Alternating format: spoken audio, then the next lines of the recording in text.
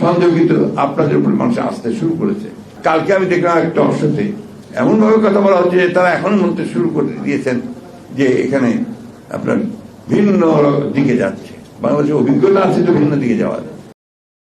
এবং সেই জন্যই আমরা রাজনীতিবিদরা বলছি, আমরা বলছি যারা আমরা একটু বয়স্ক প্রাজ্ঞ, আমরা বলছি দ্রুত নির্বাচন দ্রুত করো। কেন বলছি?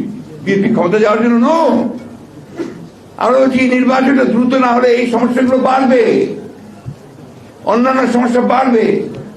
এখন আপনার যারা গণতন্ত্রকে ধ্বংস করতে চায়, বাংলাদেশের আপনার যে স্টেবিলিটি নষ্ট করতে চায়, তারা মাথা চারা দিয়ে উঠছে। দেখুন না কত সমস্যা তৈরি হয়ে গেছে। এখন বাংলাদেশে সাম্প্রদায়িকতা তৈরি করার জন্য কাজ করা হচ্ছে।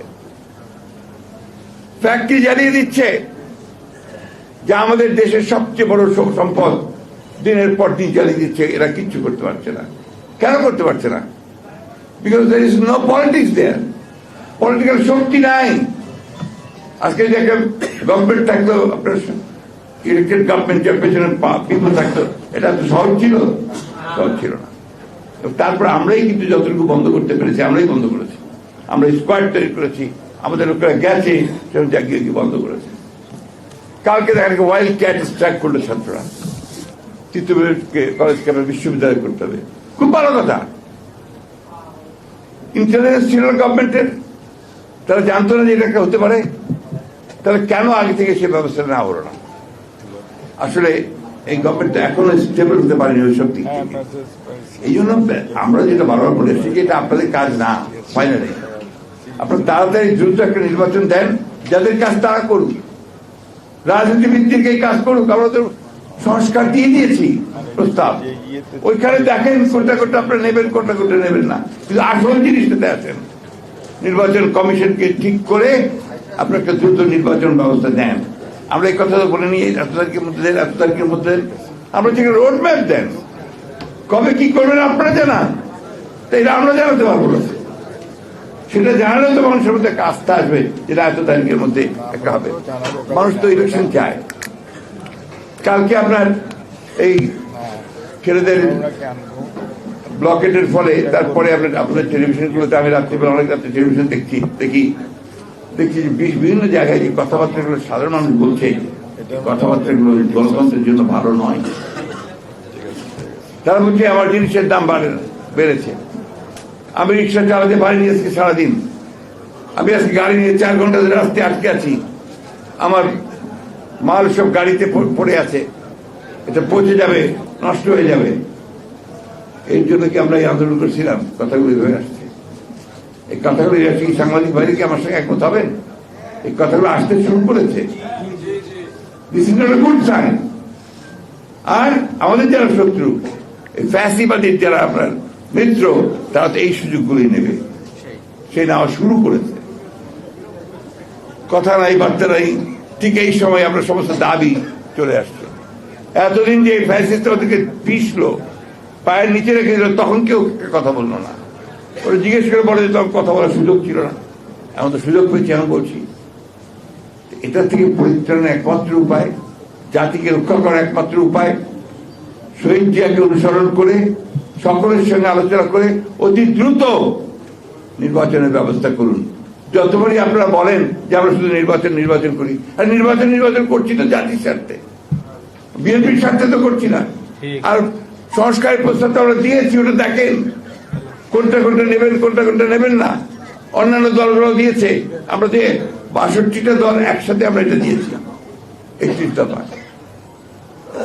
এইভাবে কথা বললে তো মানুষের মধ্যে ভুল ধারণা যায়। আজকে সরকারের লোক যারা আছেন, তারা অনেক সময় অনেক রকম কথা বলছেন, কথা বলে বিভ্রান্তি সৃষ্টি করছেন। ফোকাস একটাকে করুন। সেই ফোকাসটা হচ্ছে ইলেকশন কমিশনকে ঠিক করে, প্রশাসনকে ঠিক করে, বিচার ব্যবস্থাকে ঠিক করে নির্বাচনের দিকে যাক। বাকিগুলো যারা নির্বাচিত হয়ে আসবে তারা করবে। আমরা তাই এটাও বলেছি যে নির্বাচিত হয়ে আসতে পারলে আমরা একা দেশ চালাবো না, আমরা একটা জাতীয় সরকারের মধ্যে সমস্ত দলগুলোকে নিয়ে, যারা আমাদের সঙ্গে আন্দোলন করেছে তাদেরকে নিয়ে আমরা দেশ চালাবো। তো সমস্যাটা কোথায়, সন্দেহটা কোথায়? সন্দেহ কিন্তু আপনাদের উপর মানুষ আসতে শুরু করেছে। কালকে আমি দেখলাম একটা অংশতে এমনভাবে কথা বলা হচ্ছে যে তারা এখন মনতে শুরু করে দিয়েছেন যে এখানে আপনার ভিন্ন দিকে যাচ্ছে। বাংলাদেশের অভিজ্ঞতা আছে তো ভিন্ন দিকে যাওয়ার। সেই জন্যই আমি স্পষ্ট করে আজকে আপনাদের মিটিং থেকে বলতে চাই, এই সরকারকে আহ্বান জানাতে চাই, আমরা চাই যে আপনারা সফল হন। প্রথম দিনই আমরা বলেছি যে এই সরকারের সাফল্য মানে আমাদের সাফল্য, এই সরকারের সাফল্য মানে জনগণের সাফল্য, এই সরকারের সাফল্য মানে এই গণ অভ্যুত্থানের সাফল্য। এরা যদি ফেল করে তাহলে আমরা ফেল করব। আমরা চাই না যে হাসিনা আবার ফিরে আসুক, আমরা চাই না আওয়ামী লীগের সেই দুঃশাসন আবার ফিরে আসুক, চাই না বলেই আমরা বারবার করে বলছি। আমাদের সমস্ত অভিজ্ঞতা দিয়ে একটা কথা আছে, এই কথা আজকে কেউ বলে না, উইজডম। উইজডম বলে একটা শব্দ আছে, তো এই উইজডমটাকে আপনারা প্রয়োগ করুন, চেষ্টা করুন। আমরা আপনাদের এটুকু বলতে চাই, রাজনৈতিক দলগুলো সব সময় কিন্তু বাংলাদেশের ভালো করার চেষ্টা করে, এটাকে বিশেষ করে বিএনপি তো তা করেই। আমি আর বক্তব্য বাড়াতে চাই না, শুধু এটুকু বলতে চাই, আজকে কিন্তু খুব কঠিন সময় যাচ্ছে। এই কঠিন সময় আমরা যেন আবার নতুন করে বিভ্রান্তি সৃষ্টি না করি। আমরা ঐক্য কথা বলেছি, আমরা ঐক্য করেছি, আমরা সংস্কারের দাবি দিয়েছি, আমরা সব সময় সঠিক পথে থাকার চেষ্টা করেছি। এখনো দেখবেন আমাদের ভারপ্রাপ্ত চেয়ারম্যান যে বক্তব্যগুলো দিচ্ছেন, কত সহনশীল বক্তব্য, কত রাষ্ট্র গঠনমূলক বক্তব্য, সেই বক্তব্যগুলোকে সামনে নিয়ে আমরা এগোচ্ছি। আমরা বিশ্বাস যে আমরা যেহেতু সবাই দেশপ্রেমী, আমরা দেশকে ভালোবাসি, আমরা আপনার স্বাধীনতা ভালোবাসি, আর বেশি কাটা ছেড়ায় না গিয়ে আপনার একটা বাচ্চা যখন অসুখ হয়, তাকে এই ডাক্তার সাহেব আছেন এখানে, তাকে বারবার যদি ওষুধ চেঞ্জ করা হয় অথবা আপনার অ্যান্টিবায়োটিক চেঞ্জ করা হয়, তার কিন্তু আপনার ইমিউনিটি কমে যায়। আজকে বাংলাদেশের অবস্থা হচ্ছে এরকম, এই ইমিউনিটি গেছে কমে। কখন আসছে আপনার বাকশাল, তারপরে আপনার গণতন্ত্রের কিছু আসলো, আবার আসলো নতুন চিন্তা ভাবনা, নতুন পরিবর্তন, এত চিন্তা ভাবনা কাটাকাটি। আপনারা দেখেন না, এই যে মাধ্যমিক শিক্ষা ব্যবস্থা কতবার যে পরিবর্তন হয়েছে, এখন পরিবর্তন হতে হতে এমন হচ্ছে বাংলাদেশের শিক্ষার মান এখন সম্ভ্রম নেই।